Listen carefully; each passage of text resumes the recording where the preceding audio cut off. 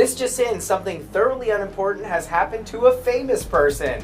Reportedly, so-and-so was involved in something thousands do every day to no media attention whatsoever when it was realized that said mundanity was in fact news. I would never have thought this could happen. Phony political scandal, flashing dirty laundry, racy, made-up celebrity gossip, and crime stories almost beyond human imagination.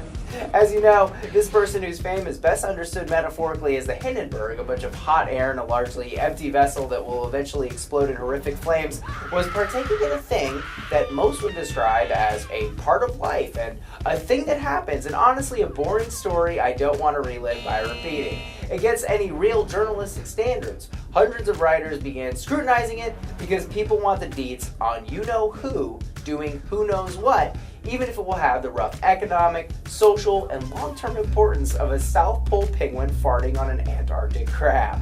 Great story.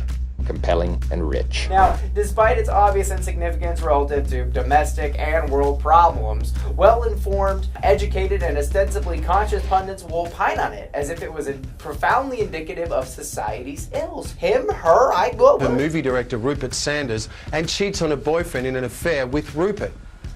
But the greatest problem is Rupert is a married man with 2 children.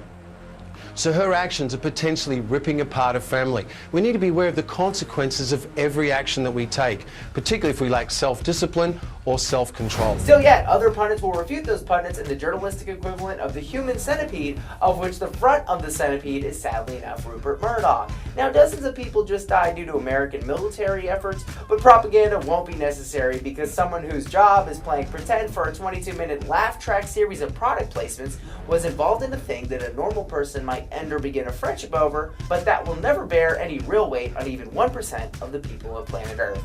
Yeah, what's the difference between the Ku Klux Klan and Ariana Huffington? Just when you think it's over, a quote-unquote juicy detail will emerge. Maybe Who's It, What's It wasn't just being anti-Semitic around any prostitute, but a transsexual prostitute. And at this point, the media will evolve from human centipede to Mobius strip human millipede, an infinite chain of fecal consumption.